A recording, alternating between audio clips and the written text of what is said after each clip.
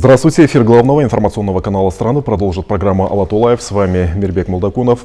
В Кыргызстане впервые построят плавучие солнечные станции на Токтагульском водохранилище. Покрытие одной такой станции составляет 6 квадратных километра. А общая площадь установки через 5 лет составит 12 квадратных километров, что займет 5% площади водохранилища. Между тем, в стране идет активное строительство малых ГЭС, ветровых станций. Об этом и не только. Мы поговорим с нашим гостем, заместителем министра энергетики Садыковым Нурланом Маткасымовичем. Нурлан Маткасымович, добрый день. Добро пожаловать в студию. И вот в последние дни все обсуждают, что за плавучие станции, что из себя представляют, да, вот эти солнечные станции. И вот почему на водохранилище, в связи с чем? Еще раз здравствуйте, уважаемые телезрители. Да, безусловно, сейчас очень вопросов много именно по плавучей станции, которую мы планируем возвести на зеркале водохранилища Токтагульского. Она тем уникальна, то, что будет установлена на понтонах, на воде и будет занимать где-то порядка 5% от всей глади водохранилища и даст такую мощность, которую мы предполагали установить не на воде, а на грунте, так скажем, да, но факт того, что она будет полностью независима и будет именно рядом вырабатывающей мощности. То есть, получается, мы используем не только энергию воды, но и гладь воды.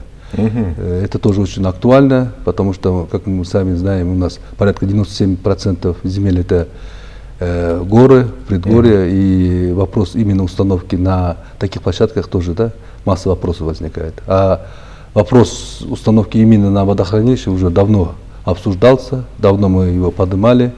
И на сегодняшний день мы сейчас ведем переговоры на стадии заключения определенных договоренностей с компанией, которая зарегистрирована в Кыргызстане, ОСО СЭС Токтагул, которая уже намеревается уже в этом году начать строительство возведения солнечной станции. И какую мощность даст эта станция солнечная? Мы планируем порядка 600 мегаватт в первую очередь и впоследствии вторую очередь 600 мегаватт.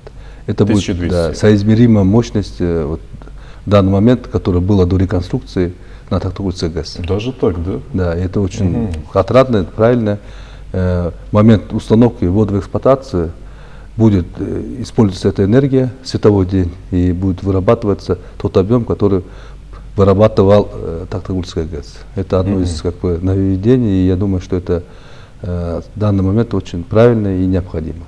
И вот такая плавучая станция на сегодня имеется недалеко от Бишкека, да, на водохранилище ГЭС-5, если не ошибаюсь. Она функционирует? Да, в прошлом году мы ее начали возводить с помощью наших доноров. Это АБР, который на грантовой основе предоставил всю необходимую материалы, инфраструктуру. И там установлено 100 киловатт плавучей станции, СЭС, солнечная электростанция на воде, и еще 10 киловатт на земле, то есть рядом. И она полностью выводится к сетям ГЭС-5, так называемый, у нас есть ГЭС-5, малая ГЭС, и она совместно выдается в сеть. Как мы уже опробовали ее, она и работала с весны, и в данный момент она показала только с положительной стороны.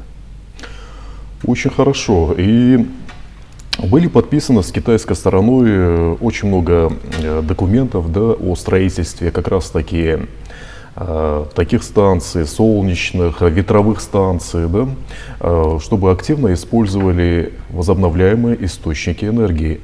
И вот этот документ, вот эти проекты уже начали свою реализацию, именно ветровые станции. Где они должны были быть построены? Ну, у нас есть карта солнечных и ветровых узлов, где у нас наиболее хорошие, приемлемые места, где необходимость установки так очень высока. Предположим, у нас есть места, где как бы погодные явления все позволяют, но именно радиация, она тоже имеет большое значение. Именно в этих участках очень хорошая радиация, которая будет на высоком уровне КПД используется для выработки солнечной электрической энергии. Это у нас получается вблизи озера Иссык-Куль. Это еще есть районы на юге страны, И они считаются самыми приемлемыми и очень актуальными. Это открытая информация, исходя из этого очень много инвесторов пришли и были заинтересованы в этом. Мы заключили ряд меморандумов о строительстве СЭСов, солнечной электростанции на территории, которая была указана. И в данный момент идет определенные юридические, экономические, финансовые моменты, которые мы должны обсудить. Почему? Потому что эта земля будет даваться на 25 лет для использования, для выработки электрической энергии. И наши требования тоже, пожелания, чтобы у нас было аккумулирование этой энергии. Почему? Потому что есть технические моменты, мы тоже должны это учитывать и ставить во главе угла моменты, чтобы был переход плавный и выработка для нас необходима. Плюс солнечных станций в том, что они быстро возводимые относительно гидростанций, и их энергия будет прямиком использоваться для нужд нашей страны. Еще надо отметить то, что именно коммуникации, линии 500 киловольт, линии 220 киловольт, они находятся относительно недалеко от тех мест, которые были заинтересованы инвесторы для строительства солнечных станций. Если так посмотреть, да, вот в будущем вот эти возобновляемые источники энергии, вот эти станции солнечные, ветровые, да, сколько процентов будет занимать от общего объема, да, выработки, от общей мощности? Ну, этот вопрос из года в год, как вам известно, у нас повышается потребление. Здесь надо учитывать тот факт, что мы благодаря этим станциям у нас будет накопление воды. Наше водохранилище. То есть получается... Будем экономить воду. Да, световой день у нас будет выработка электроэнергии, которая будет давать возможность для накопления влаги воды на наших водохранилищах, на наших ГЭСах. И, соответственно, этот объем, он будет использоваться в зимнее время или в непогоду, и, соответственно, такой же процент будет восполняться. Это очень необходимо, это очень важно, и мы должны это учитывать. И еще раз повторюсь, то, что эти солнечные станции, они быстро возводятся относительно других возобновляемых источников энергии. Также можно остановиться по ветровой станции ВЭСам. Это тоже у нас горная местность, где всегда присутствуют ветра, определенные ветра, которые нам необходимы для выработки электрической энергии. Если солнечные станции у нас работают только в дневное время, а ветряные станции, они работают круглосуточно, можно сказать, круглогодично. Круглый год, можно сказать. Круглый год. И ее тоже, да, положительные стороны есть. И это все, используя в унисон, гидроэнергетику малую, солнечную энергию и ветровую, у нас получится гибридная энергетика. То есть мы можем 3 направления возобновляемых источников использовать для восполнения, которые есть, объемов энергии, которые нам не хватает. И это очень отрадно, это необходимо в этом направлении дальше уже работать. Да, на самом деле. И у нас в стране идет активное строительство малых ГЭС. Да? Вот даже у нас начало практиковаться на каналах, да, начали строить малые ГЭС. И на сегодня вот в стране сколько объектов строится? Вот были озвучены такие цифры, как 50 энергообъектов строятся, вводятся такие мощности, да? Безусловно, да, 50 объектов у нас мы запланировали. У нас соответствующий есть план действий, который мы должны выработать и использовать, и принять к исполнению. Во-первых, я остановлюсь на том, что на сегодняшний день в этом году было введено в эксплуатацию 4 энергообъекта именно по малой энергетике. Это Талацкая область, в Манасском районе, Чуйской области, в Сахатинском районе и в Джалабадской области, в 2 районах, это Тахтагульском и Сузахском районе. Они на сегодняшний день функционируют, вырабатывают электроэнергию и по объему, по подаче, по ирригации выдают электрическую энергию. И мы не используем там новые какие-то моменты. Это все как бы забыто старое. Везде при Союзе тоже были эти малые ГЭС, и они носили свою большую лепту именно в выработке. Потому что именно на местном уровне, на уровне Айлёкмета, на уровне района, эти малые ГЭС могут обеспечить этот район. И, соответственно, также у нас идет сохранение влаги на водохранилище, Тахтагульском водохранилище. Вот в этом году в Токтагулке сколько воды накопилось, и вот будущую зиму, да, мы как переживем? Ну, у нас на данный момент, на сегодняшний день, актуальная информация, то, что порядка больше 12 миллиардов воды есть, это порядка 12,200 миллионов.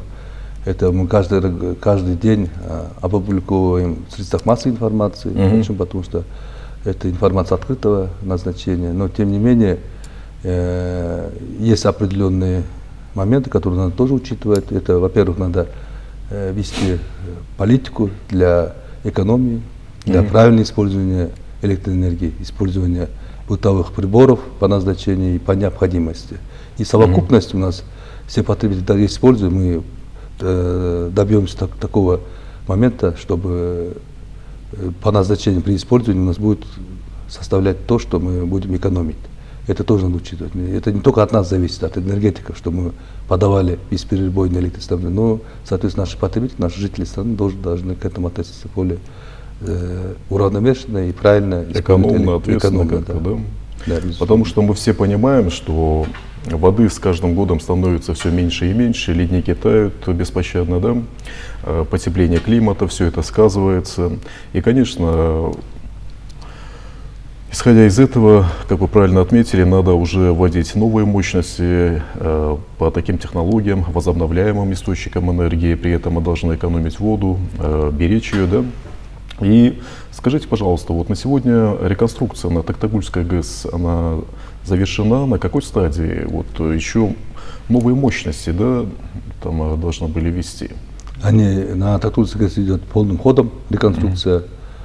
Сейчас идет сборка одного из генераторов, и у нас все выдерживаются графики работы. Я думаю, что мы, согласно графику, должны уже вести до начала ОЗП это оборудование, опробовать его, тестирование провести, все необходимые требования,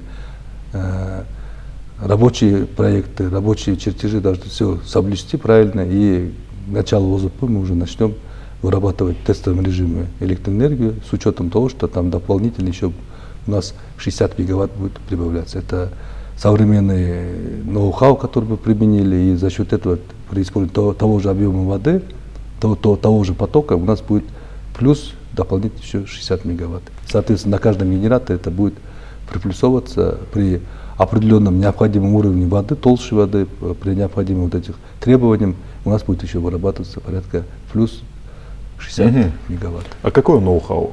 Ну, это именно у нас на оборудовании будут установлены современные необходимые материалы, которые позволят использовать тот же объем воды, но увеличением выработка больше. Да, КПД будет увеличено. КПД больше? Да.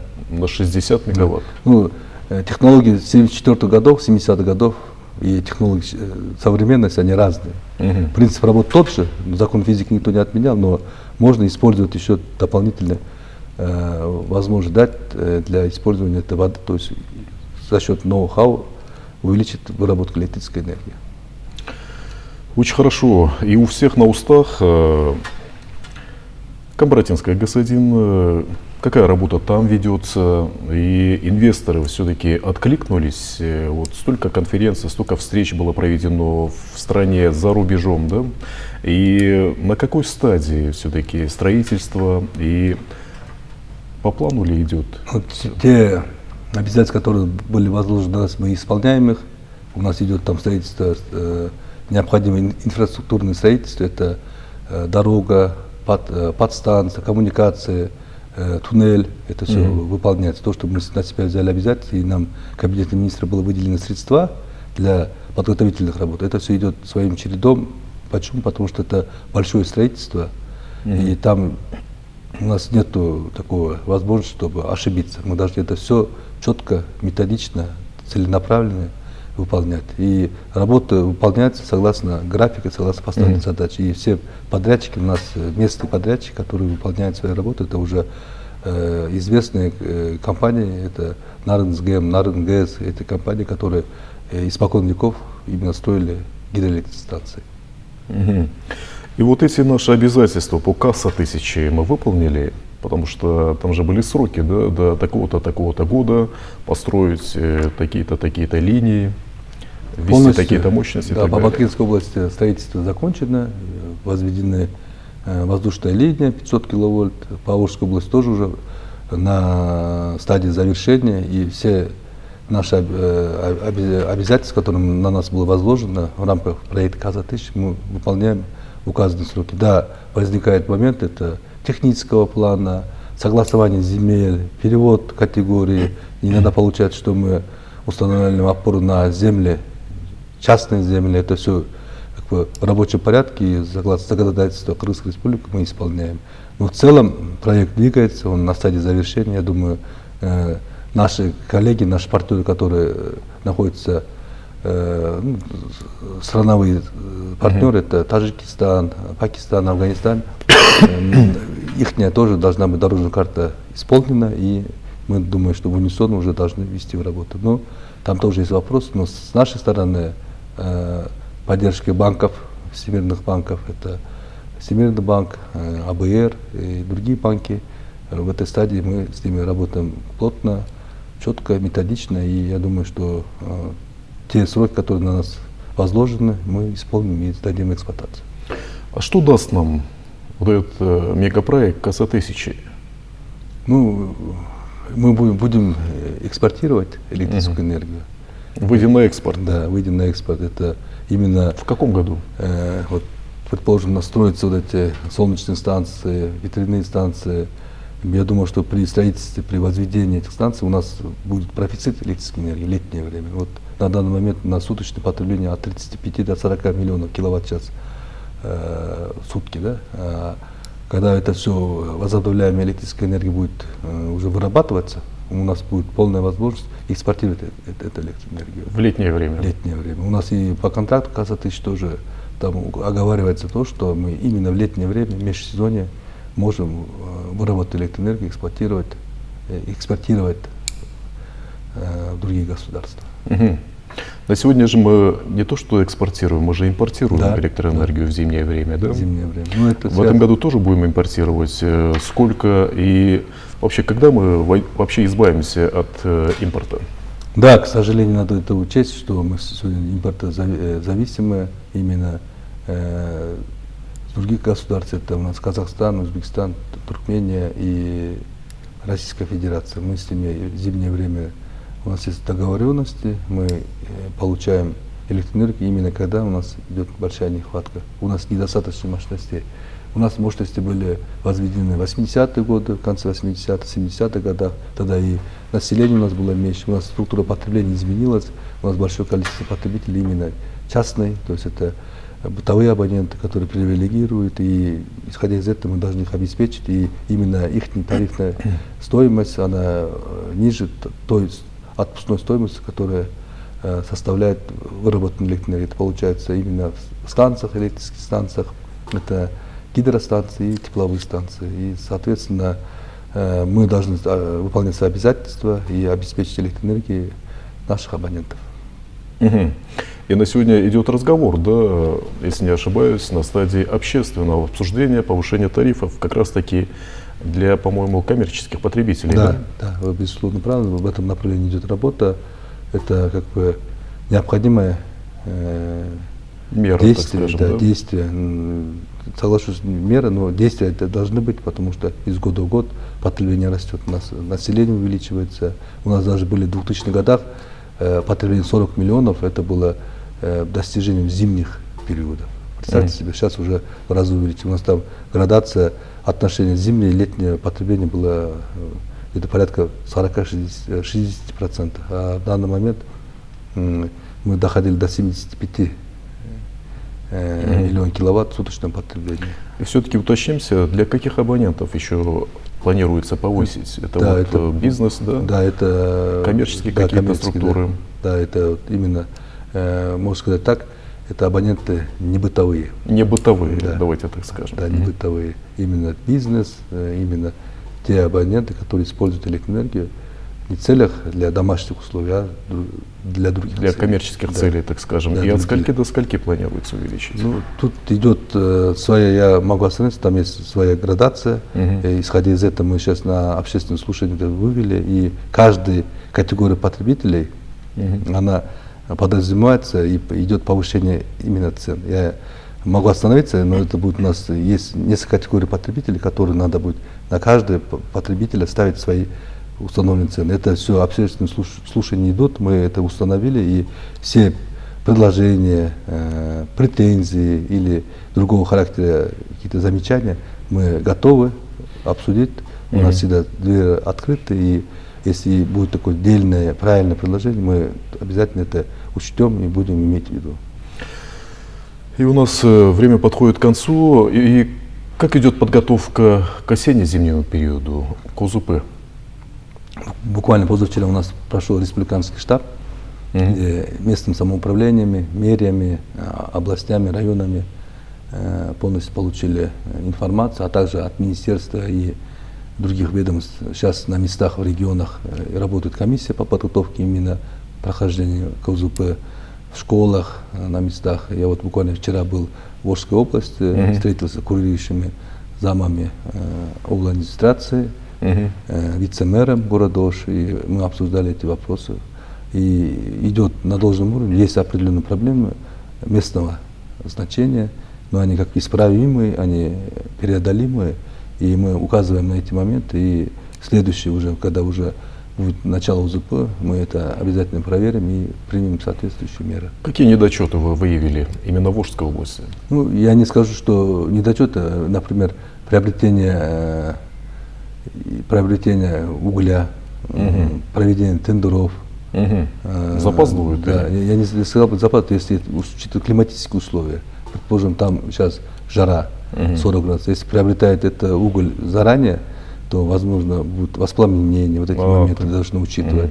И уже тендера прошли повсеместно, в некоторых местах нет, там источники финансирования все определены, но именно по требованиям к углю, это характеристики надо учитывать. Именно месторасположение залежей угля, чтобы было близко, чтобы логистика была быстрая. И зимнее время поставка угля она производится по определенному графику, чтобы не было сбоев по доставке угля. Это все учитывается и из года в год корректируется, и объемы мы должны регулировать. А в целом подготовка идет на должном уровне. И вот главой государства была поставлена задача перед министерством, да, все котельные перевести муниципалитету, да. И раньше же вы отвечали за работу, за функционирование, за все вот эти моменты касательно котель. Перевели уже? Да, указ президента исполнен, процесс исполнения. Идет своя процедура, которую мы должны соблюсти. Они должны быть ликвидированы. Там будет работать комиссия, которая будет... У нас 18 котельных, которые были при Жилкомсоюзе. Они местные МСУ переведены. И каждая котельная она будет работать в таком же режиме. Я буквально вчера тоже в городе Ош побывал в войсковой части, где котельная перешла на муниципалитет города. Там, например, именно работает на мазуте, мазут. И поставка мазута, ее подготовка более-менее удовлетворительная. Единственное, там именно в сетях, они сети как бы не новые. В сетях проблема, вот именно подпитка воды, подпитка,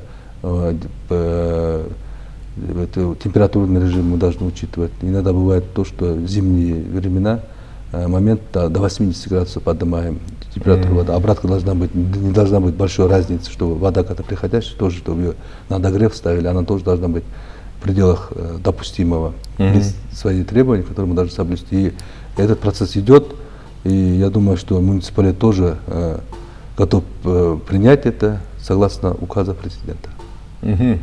Там же тоже разные тарифы, да? Не у всех котелен, не во всех наших регионах одинаковые тарифы. Тарифы разнятся, исходя, как вы сказали, из логистики, да, исходя из других каких-то моментов. И вообще была поставлена задача, чтобы вот эти котельные были самоокупаемые. Да? Или как там, не то что самоокупаемые, а чтобы сами себя обеспечивали. Да, у нас все зависит от формирования тарифов или формирования стоимости теплоносителей составляет это тип топлива. Есть у нас газовое, есть мазут, есть твердое топливо и электричество. Вот это 4 составляющие. То есть получается, каждая составляющая, затраты на нее, они разнятся. Например, на газе это дороже, на электроэнергии тоже. Самая такая приемлемая цена это на твердом топливе, на угле. Но на угле есть свои требования. Это АВОЗ, это на внешнюю среду должно быть соответствующее. В этом году вы же поменяли логистику, да? Да, и у нас, например, если брать по северу, то вопросов не возникало, она всегда из года в год фиксированная цена, и все наши потребители были обеспечены твердым топливом. На юге тоже есть свои вопросы, но тем не менее худо-бедно, там тоже есть монополисты, которые обеспечивают все наши объекты здравоохранения, Минобразования, войсковой части и другие объекты именно достаточным количеством твердого топлива. И вопрос стоит, в некоторых городах есть электроносители, которые обеспечивают теплоснабжение. И везде по-разному свой подход есть, но тем не менее везде мы обеспечиваем уровень, санитарный уровень обеспечения теплом наших потребителей. Дулам Аткасымович, к сожалению, время нашей программы подходит к концу. Я выражаю вам огромную благодарность за то, что пришли к нам в студию и ответили на столь важные для наших телезрителей вопросы. Удачи в делах. Спасибо. А я, уважаемые телезрители, напомню, что это была программа «Алату Лайв». В студии работал Мирбек Молдакунов. Я с вами не прощаюсь. До новых встреч в эфире.